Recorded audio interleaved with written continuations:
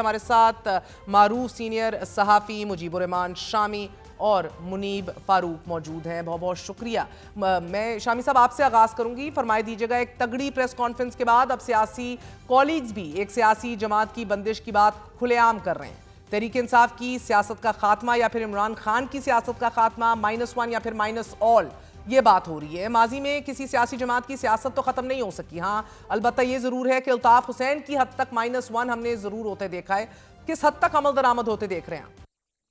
देखिए, जो हुकूमती वज़रा दावा कर रहे हैं, ये जब कोई इकदाम करेंगे तो फिर देखेंगे। इससे पहले भी बहुत सी बातें इस तरह की होती रही हैं और हो चुकी हैं। लेकिन सियासत जो है वो वज़ीरों के अहकामात के ताबे नहीं होती, ना ही कानून के ताबे होती है। सियासत का रास्ता अपना होता है और सियासी अमल का अपने तरीके से चलता है। तो सियासतदानों को और सियासी जमातों को उनकी कारकर्दगी ख़त्म करती है और आवाम का वोट ख़त्म करता है। तो देखते हैं कि अब अगर ये कोई कानूनी इक़दाम करना चाहते हैं तो जब करेंगे तो फिर उसका जायज़ा ले लेंगे। और मगर सर, माइनस इमरान खान या माइनस एक शख्सियत के हद तक आप क्या कहेंगे? क्योंकि दूसरी तरफ बताया ये जा रहा है कि अभी मजीद सख्तियां होनी है जो बाहर हैं, चाहे पाबंदियां हों, डिस्क्वालिफिकेशंस हों या हटाना हो, गिरफ्तारियां हों। This is all very much on the cards. देखिए, बहुत कुछ कहा जा रहा है और पाकिस्तान की पूरी तारीख हमारे सामने है। पाकिस्तान में बहुत कुछ होता रहा है। हमारी तारीख बड़ी उलझी हुई है और हमने बहुत से ऐसे इक़दामात किए हैं माजी में जिनके वो नताइज नहीं निकले जो इक़दामात करने वाले सोच रहे थे। और अब भी चाहिए कि जो मुकाबला है वो सियासत के मैदान में करना चाहिए और फिर पीटीआई पर भी लाजिम है कि वो भी अपनी हदूद व क़यूद का ख्याल रखे और अपने आप को ऐसे मामलात में ना उलझाए कि जहाँ से फिर निकलना आसान ना हो। तो फ़रीक़ैन अगर होश के नाखुन लेंगे तो फिर मामलात को संभाल लिया जाएगा। लेकिन अगर कोई इंतहाई इक़दामात जो हैं दोनों करने पर तुल गए हैं तो फिर जो होगा देखा जाएगा। अब हम इसमें क्या कह सकते हैं, हम तो दुआ ही कर सकते हैं। ये शामी साहब, ये तो एक लीगैलिटी जो है उसको देखा जाएगा 28वीं तरमीम में मुमकिना तौर पर, जिस तरह मुनीब बता रहे हैं। लेकिन नेशनल सिक्योरिटी थ्रेट कहीं भी हो, किसी मुल्क को भी दरपेश हो, उसको तो न्यूट्रलाइज किया जाता है ना। इसकी न्यूट्रलाइजेशन के अमल को आप किस तरह देख रहे हैं? या तो बिजनेस एज यूजुअल होगी तहरीक इंसाफ के ओहदेदार और कारकुनान के लिए, या तो दुआओं के पे ही इन्हिसार किया जाएगा जिस तरह आप भी दुआ मांग रहे थे, या तो फिर इफेक्टिवली न्यूट्रलाइज होंगी ये चीजें। मरियम नवाज ने एक बड़ा हिस्टोरिकली एक बड़ी बात की थी कि जब मजामत होगी तो मफामत होगी। तहरीक इंसाफ की मजामत से आपको लग रहा है कि मुफामत की कोई रास्ता अब निकल पाएगा भी या नहीं? क्योंकि मजामत के लिए अब तो स्पेस लग रहा है ना होने के बराबर है, बर्दाश्त भी ना होने के बराबर है। देखिए, तहरीक इंसाफ जो है वो तो मज़ाहमत मज़ाहमत मज़ाहमत बस इस गर्दाब में फंस गई है। तो मफाहमत का लफ्ज़ उसने अपनी डिक्शनरी से निकाल दिया था। अगर वो डिक्शनरी में बाकी रखती तो फिर मज़ाहमत और मफाहमत साथ साथ चलती रहती। मगर तहरीक इंसाफ ने अपने लिए ख़ुद मुश्किलात पैदा की हैं। और देखिए, हमने और फिर उसके साथ ये भी देखें कि हमने मोटे मोटे अल्फाज अपने इतनी कसरत से इस्तेमाल किए हैं कि वो अपने मानी खो बैठे हैं।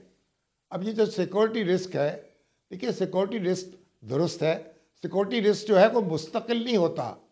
यानी ये ज़रूरी नहीं है कि एक शख्स या एक जमात अगर आज सिक्योरिटी रिस्क है तो वो हमेशा सिक्योरिटी रिस्क रहेगी। कल हालात बदल भी सकते हैं, उसका रवैया बदल भी सकता है, उससे शिकायत तब्दील भी हो सकती हैं। तो आप देखिए कि ये कोई मुस्तकिल चीज़ नहीं है। तो बात यह है न्यूट्रलाइज कि कैसे किया सिक्योरिटी जाएगा रिस्क जो है, सिक्योरिटी रिस्क को एक शामी आदमी साहब? ये जो जिसको सिक्योरिटी रिस्क कहा जा रहा है, पहले तो उसको भी कोशिश करनी होगी और उसको भी इरादा बांधना होगा कि उसे इस झंझट से जान छुड़ानी है। उसका अपना इरादा भी तो काउंट करेगा ना। अगर वो इसी जाल में फंसता चला जाए और उसी तरह के इक़दाम करता चला जाए तो फिर हम जो भी कोशिश करें और उसके लिए मुश्किलात कम नहीं होंगी। लेकिन अगर वो कोशिश करे तो माजी में आप देखें बेनज़ीर भुट्टो जो हैं और नवाज शरीफ दोनों इस दायरे से निकले हैं और निकल के दिखाया है उन्होंने। तो दूसरे इमरान खान साहब भी निकल सकते हैं। और हमारी सियासत में अब देखिए आसिफ अली जरदारी 12-13 साल कैद रहे, नवाज शरीफ साहब ने जलावतनी काटी एक लंबी, उसके बाद फिर वो मैदान में आ गए। तो अगर यानी ये ज़रूरी नहीं है कि सियासत में आप जो आज बोएं वो कल ही काट लेंगे, को थोड़ा सब्र करने की भी ज़रूरत होती है, तहम्मुल से काम भी लेना पड़ता है और फिर उसके बाद नताइज जो हैं वो बरामद हो जाते हैं और सूरत हाल तब्दील भी हो जाती है, जैसे कई बार हो चुकी है। सर मगर ये सबर की को दिखाना या इसको अमली तौर के ऊपर इसका मुजाहिरा करना सिर्फ इमरान खान साहब को ही अब ये करना होगा, बट जो बाहर बैठे हैं हुकूमत तो ये दो टोक शर्त आयद कर चुकी है कि पीटीआई बानी के बयानिए से खुद को अलग करे, फिर बात होगी, फिर आगे बढ़ेंगे। ये किस कदर काबिल अमल है आपके लिए? हमने माजी में देखा है मौलाना कौसर न्याजी हों या जतोई साहब हों, बड़े बड़े लोग अलग भी हुए, बट ये होता आज के दौर में, आज आप होते देख रहे हैं कि बड़े बड़े ओहदेदार अब पीटीआई से अलहदा हों। तो पीटीआई से तो कितने बड़े बड़े ओहदेदार अलग हो चुके हैं, इतनी जमातें उसमें से बन चुकी हैं। मगर सर आईपीपी भी बनते हमने देखी, मगर वो भी अपने मुंह आप गिरी।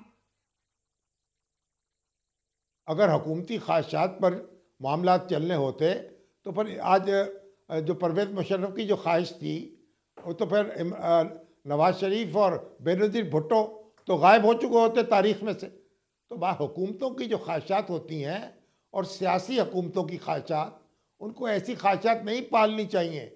सियासी हुकूमतों की ख्वाहिशात को भी सियासी होना चाहिए। अगर वो गैर सियासी ख्वाहिशात पालेंगी तो उनकी अपनी सियासत उनके अपने हाथ से निकल जाएगी। ये बात उनको पेश नज़र रखनी चाहिए। तो ये सर अगर मैं आपसे पूछूं, आपका इतना तवील तजर्बा रहा है शामी साहब, एक आज शानदार तकरीब हुई फील्ड मार्शल के ऑनर के अंदर, मगर एक मल्टी डोमेन वॉर तो हम लोग डोमेस्टिक सियासत में भी लड़ रहे हैं ना सर। इसका इदराक मियां मोहम्मद नवाज शरीफ को आज क्यों नहीं है? इसका इदराक आज आसिफ अली जरदारी को क्यों नहीं है? देखिए मेरा ख्याल है कि थोड़ी सी कोशिश करें, अगर कोई खान साहब की तरफ से भी कोई इशारा होता तो शायद हालात मुख्तलिफ होते। उन्होंने भी तो अपने दरवाजे बंद कर रखे हैं और उनके भी उन्होंने जो तोपे हैं उनके रुख जो हैं उनकी तरफ यानी मोड़ रखे हैं। तो अगर वो उनमें तब्दीली आती तो इनमें भी तब्दीली आ सकती थी। और लेकिन अगर वो इसी तरीके से बकटुक रहेंगे तो जाहिर है फिर तो मुश्किल हो जाएगी। तो जहाँ तक आप आसिफ मुनीर साहब ने नया मनसब संभाल लिया है, बड़ी खुशी की बात है। और जिस तरह वो आप देखिए उन्होंने अपना फ़र्ज़ तो अदा किया है ना, दिफा का हक़ अदा किया है। जिस तरह पाकिस्तानी फ़ौज ने पाकिस्तान का सर बुलंद किया है और 4 दिन की जंग में इंडिया को जो शिकस्त फाश दी है, तो उसका तो मेरा ख्याल है कि हम सब्र अब भी खा रहे हैं और बरसों खाएंगे। तो यानी जो लोग अपना काम कर रहे हैं उनको अपने काम की तरफ तवज्जो देनी चाहिए और हमें भी चाहिए कि उनको काम करने दें और अपना काम जो है सियासतदानों का वो अपने तौर पर करें और सियासी तरीके से करें और माजी से सबक हासिल करके करें और देखें कि उनको किस क़यामत का सामना रहा है कि जब दूसरों के लिए वो अब क़यामतें बर्पा करने का इरादा कर रहे हैं। तो